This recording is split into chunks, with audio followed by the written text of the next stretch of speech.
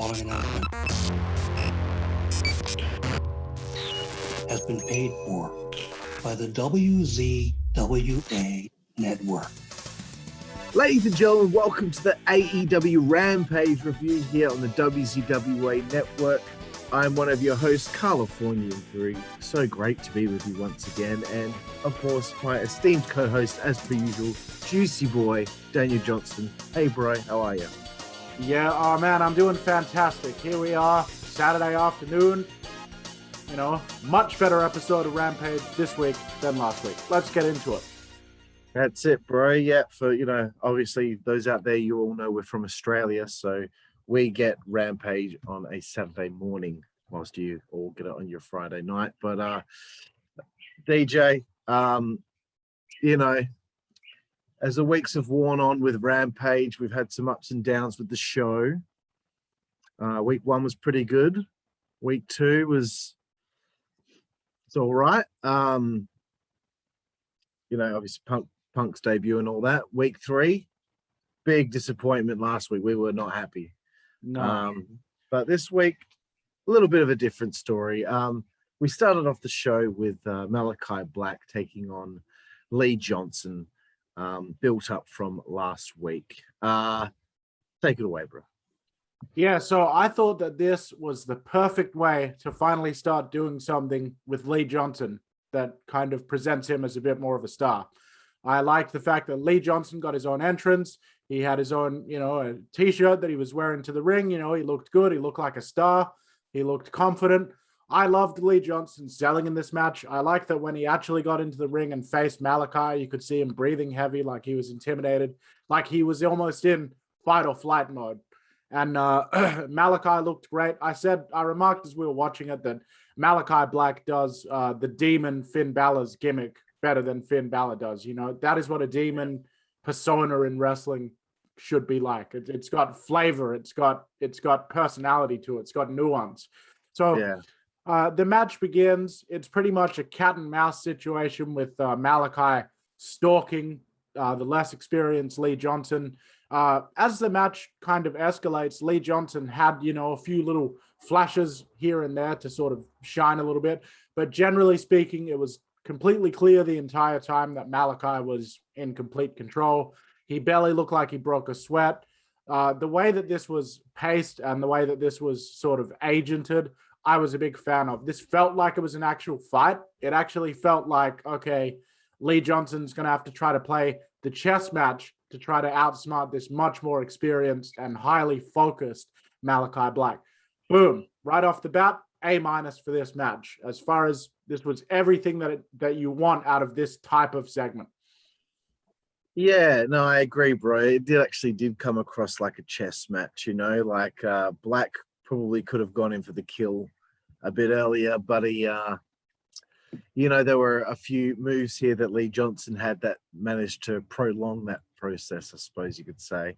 One thing I wrote down was that Black he's so smooth. Everything really looks real. Yeah. It's all snug, but it's so smooth. He kind of reminds me of how smooth Dean Malenko was back in the 90s. And yeah, the finish was fantastic. I like that he went to the outside, he grabbed a chair, and he kind of told a bit of a story of, mind games, getting inside of Lee Johnson's head and then just laying him the fuck out with that kick. Really digging him, bro. I'm really digging him. And, I said it every week that he's been on the show, but a few years ago, I didn't even bat an eyelid at him in WWE. Did not even think much. Yeah. Not that I thought he was bad. I had no reason to care. So we've been given a reason to care. So props to AEW for that. After the match, of course, though, Dustin Rhodes runs out. Looks like this will be the next member of the Nightmare family. That will be getting in the ring with Malakai. What did you think of this? And are you excited Yes. to see them two face off? Straight up, man. I'm a huge fan of Dustin, Gold Dust, the Natural, whatever you want to call him, whichever iteration of his. Black Rain is whichever iteration. is your favorite. I'm a big fan of him. He's a great worker. I think these two are going to have a tremendous match, which, as we'll get to later, they've announced that match for the upcoming Dynamite. That's right, bro.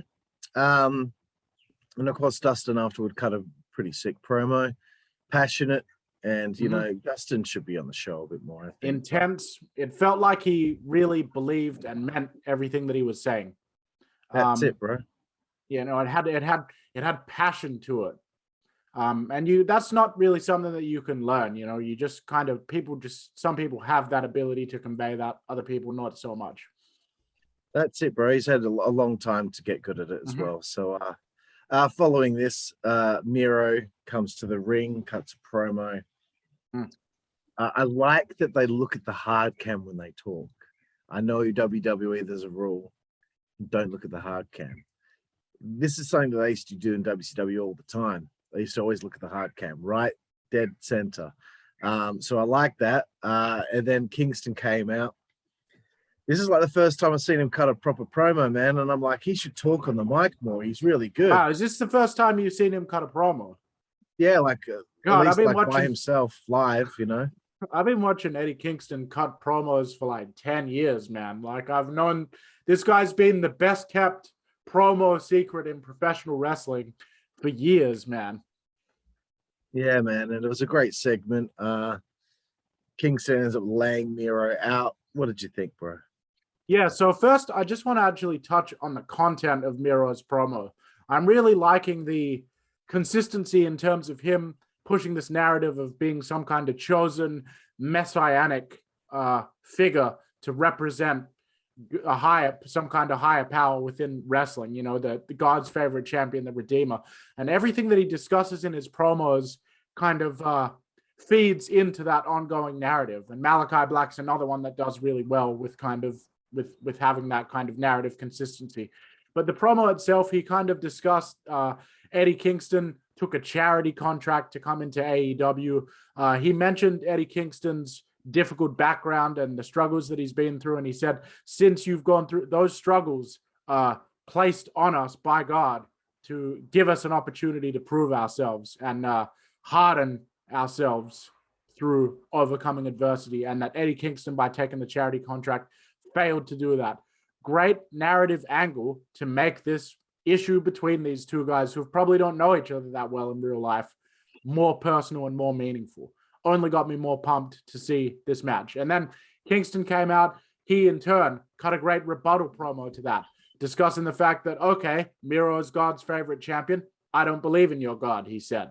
So, you know, in the sense that he's not intimidated by whatever motivates Miro to be such an aggressive, violent gladiator in the ring.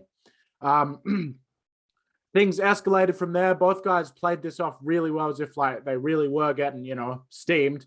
It eventually turns into a physical confrontation.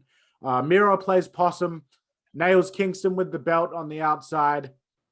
Kingston ends up laying out Miro with a back fist to the future, followed by DDT. Great segment. Couldn't have been more perfectly laid out and executed. So I just wanted to, whether the wrestlers are coming up with their own promo content themselves or whether they have somebody helping them backstage, I wanted to give a little shout out to that, because the actual content of these promos was really engaging. Yeah, I have a feeling these two had a heavy hand in all of that. And, you know, I said it last week, I was kind of like, you know, this title match only has like a 2-week build, but this really did a lot of heavy lifting right at the tail end, just before the pay-per-view. And this is the kind of stuff I wanted to see on Dynamite as the go-home edition of Dynamite before the pay-per-view. So I feel like we got something there that we didn't the other day. And DJ, I want you to just take the time to address a comment that you saw as soon as we were finished watching the show. You went on Facebook and you saw somebody say something. Let's hear a little rebuttal from you on that. Yeah, so somebody put a comment on Facebook, and they're obviously someone that is religious, which is fine. And they took offense to Eddie Kingston saying, "Stupid God," I don't believe in your God sucks, I'm not scared of your God, stuff like that. First of all, there are a lot of atheists that watch professional wrestling. There are a lot of people of all different religions and creeds that watch professional wrestling. You know, I can imagine, you know, a lot of people get upset about religious sensitivity. Oh, we can't say Merry Christmas anymore. We have to say Happy Holidays to appease people of other religions and whatever.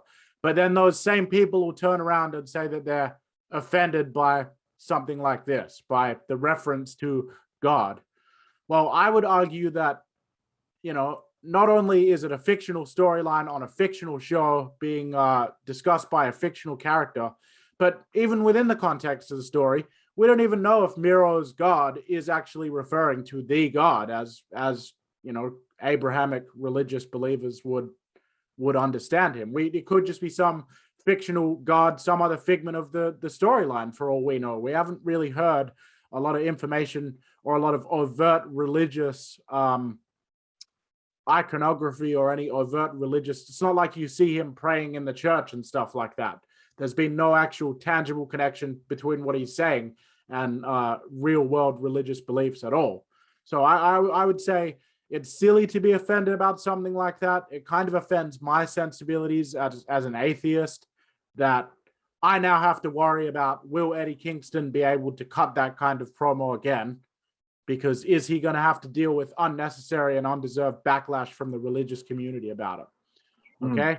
There is no such thing as a sacrilegious or blasphemous conversation within the context of a fictional television show with fictional characters. It's absolutely unnecessary, and it sets a dangerous precedent. Like, okay, go ahead and complain about this and make it into a big deal. You're just going to wind up getting the wrestlers on AEW censored more. You know, it's like the people that complained about what Max Caster said in his rap. That fucked up that kid's career. Not everyone has the same sensibilities. Not everyone considers the same things funny. Not everyone considers the same things entertaining. Not everyone considers the same things offensive. Certainly people are entitled to their opinion, Carl, but the idea of throwing Eddie Kingston under the bus because he used the word God several times in a fictional context, that is just absolute madness, in my opinion. Yeah, couldn't have put it any better myself, bro. So, you know, everyone just fucking relax. Calm Jesus down, everyone. Christ. Calm down. It's a show. It's a fictional show. God, like, just because you live in a house with padded walls and, you know, you don't want to fucking, oh, whatever. No, I mean, no, honestly, if The Simpsons or Family Guy, like when they make fun of religion, nobody gets up in arms because they know it's a silly cartoon and it's a fictional show. Yeah. But somehow wrestling's always different, right? Wrestling's not allowed to push boundaries and why is that? Is it because it's live action? Is it I don't know. Like but actual live action people doing it live? But the Sopranos and The Wire, they all say whatever the fuck they want. Yeah, they backhand women on that show. It's always just being this double standard when it comes to professional wrestling. Yeah, like if a guy punched like one of the women or smacked one of the women with an open hand or something like that, they would want the show fucking cancelled. But you can see that same thing on The Sopranos, and no one blinks an eye because. Oh yeah, and let's not forget, bro. While we're mentioning that, yeah, people would be up in arms if a male talent on the show backhanded a female talent in an abusive way, even though it's fictional. Yet a lot of wrestling fans paradoxically are also totally fine with women wrestling men in full contact matches where they're taking pile drivers and suplexing each other and shit. Yeah. It's got nothing to do with religion or anyone's religious beliefs. That is absolutely, everyone's entitled to their own feelings and their own beliefs. What it has to do with is over censorship of professional wrestling. Why can't a fictional character of professional wrestling have something to say about this? What's wrong with it? I know, bro. Moving forward, there's a handicap match in this show. I don't know. I don't know if this was a good idea to do this or not. I'll just quickly go over my notes here. Because, Britt Baker brings in Jamie Hayter, who's supposed to be like her insurance policy, her problem solver, kind of like her backup, her bodyguard, the muscle, and she's got Rebel there as well. Yet in a 2-on-1 setting, they're unable to come up with the goods here. Jamie might have been better just on her own. You know what I mean? But, it is what it is. I guess they wanted to really put over Statlander. It was a great show of strength from her at one stage with that maneuver she hit. The finish came. Obviously, Rebel was the sacrificial lamb and left to lose the match. And then Red Velvet comes running in after the match, and the crowd audibly groaned from what I gather, from what I heard. And it's not her fault again. It's not. It's not her fault. DJ, take it away. Yeah, so look, this was definitely not something that I was particularly excited about seeing. I kind of feel like, you can stick these two associates of Britt Baker in a handicap match against Kris Statlander. It still isn't going to suddenly make Kris Statlander into a more credible threat for the women's title. They really haven't done a very good job building Statlander up, and that's unfortunate, a bit of a disservice to her. However, I actually was fairly impressed with this match. I'll tell you why. Handicap matches are never really something that I'm interested in seeing. Doesn't really matter what product or what era it's from. I don't really like handicap matches. I kind of groan whenever there's a handicap situation. And this match did a great job of actually kind of coming up with spots and ideas that incorporated all three competitors into the action at the same time. And they didn't do the stock standard thing of the two partners eventually get frustrated and turn on each other because they accidentally hit each other or something like that. They didn't do that. They actually had the, Kris Statlander had to actually win this handicap match from the ground up. They teased a little bit with Jamie Hayter kind of rolling out of the ring and leaving Rebel there to take the pinfall. But then at the same time, Britt Baker continued watching Rebel intently while that happened, and she didn't walk away.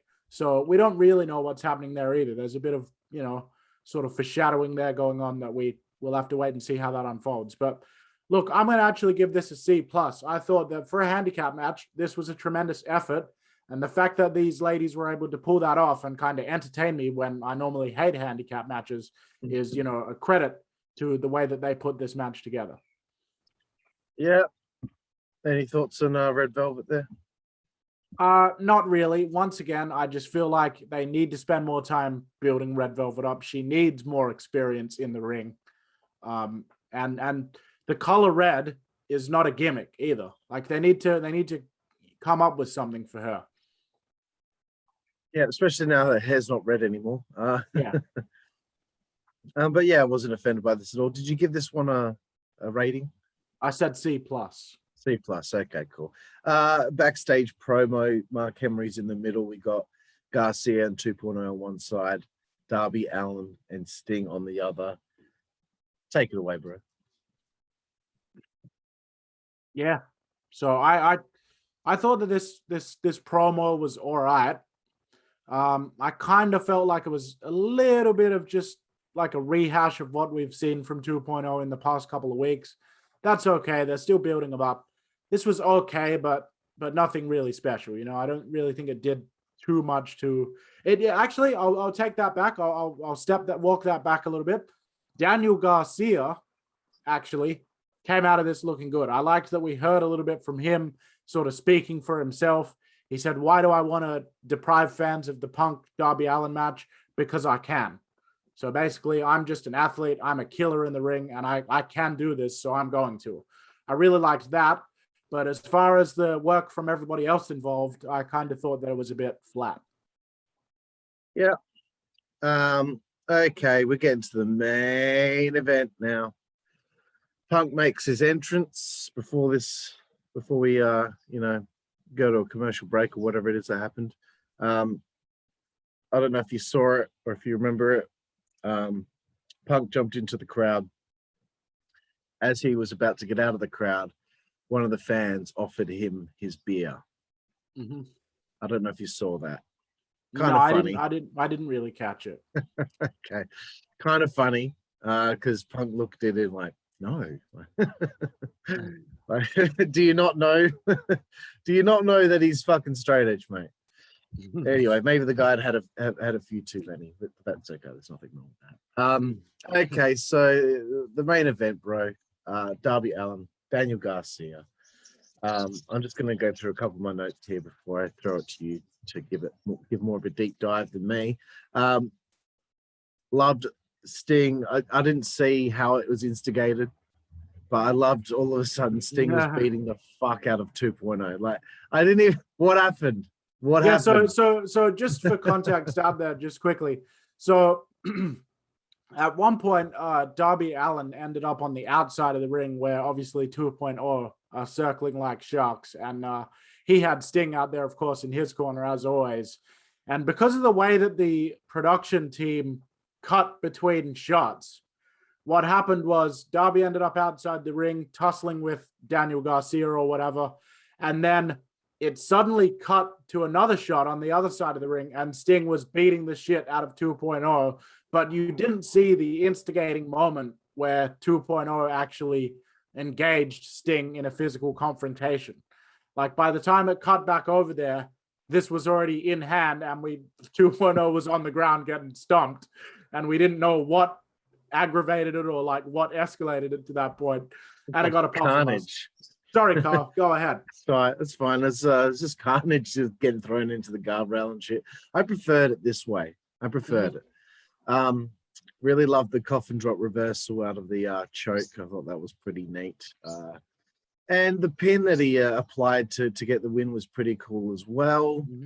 After the match, there's obviously the attack immediately, like a bunch of wild dogs. Sting starts brawling with Garcia to the outside, into the crowd. And right at the end there, Punk comes down to the ring. And the only, I guess, criticism I'll give of this was that, like, I would have preferred to have not been able to see on the corner of the camera Darby running the ropes to do that dive and take out 2.0. I think it would have been a better impact if you just saw Punk staring them down, cameras straight on with them, and then all of a sudden Darby just comes fucking flying in. Yeah, into camera takes view. Him, takes him out, and then we do that stare down between the two, going off the air to end the show. So okay, those are my notes. DJ, take it away. All right, so first I want to touch on Punk on commentary. Obviously, Punk's well known as a great talker. He's often filled in on commentary in different promotions when he's been injured or otherwise, inactive in the ring.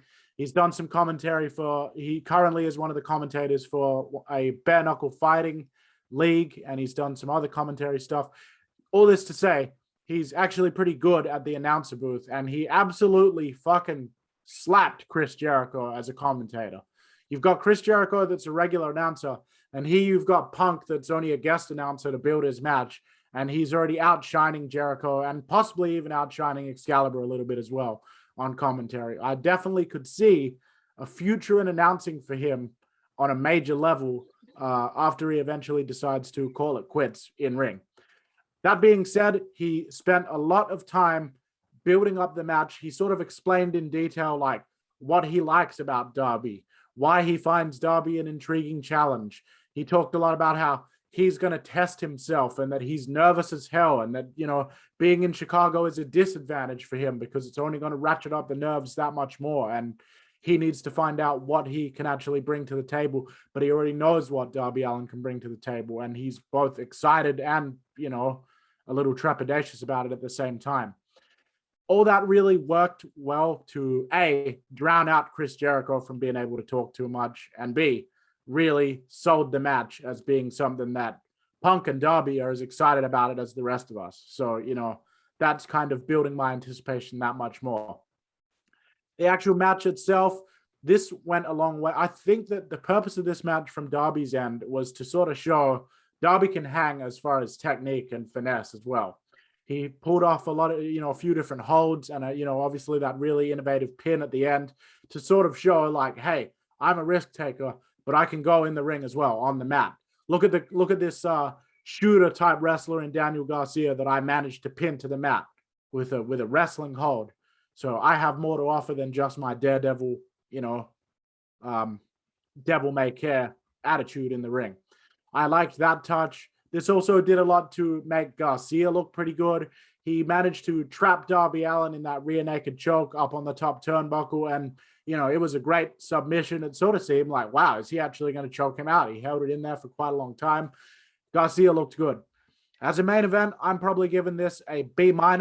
I liked the little touches of having Punk show up at the end for the stare down. I liked the idea of every time something big would happen, you'd see Punk stand up at the announce table, and that would sort of get a pop as well.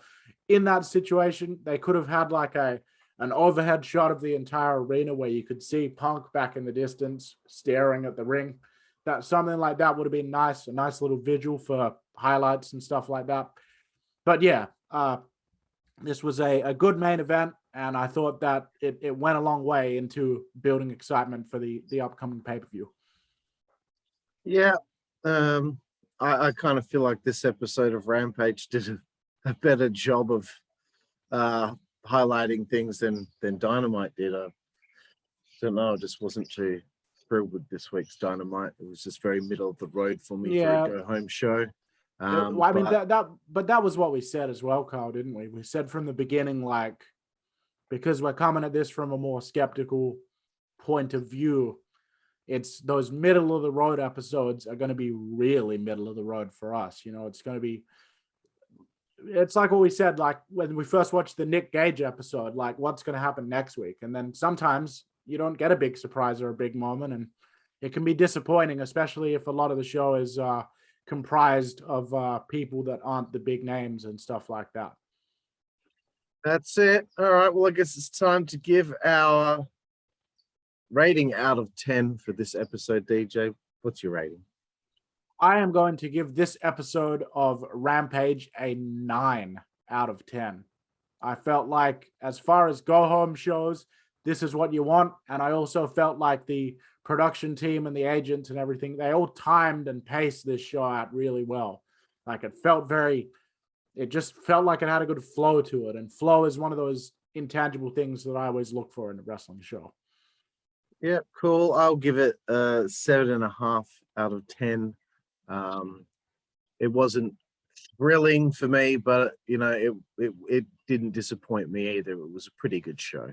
But I can be a bit, I think I just need a bit more sleep, to be honest with you. To be perfectly honest with you, I'm pretty tired today. But that's our Rampage review, bro. That is all she wrote for this week. Looking forward to All Out this weekend. It should be a good show. So Joosey Boy, Daniel Johnston, again, tell everyone where they can find you. Yeah, so obviously I am on Twitch, Twitter, YouTube, and Facebook, all under the same name. That is at Joosey Boy, JOOSEYBOY. That's Joosey Boy, all one word. And I just want to take some time to say we got the big pay-per-view coming up this weekend, All Out. We got Brand Warfare that's just returned last night. You can already see Brand Warfare's fantastic red show from last night. If you go on our YouTube channel, there is a lot of big things happening on the network, an expansion of the games that we're going to be playing and delving into.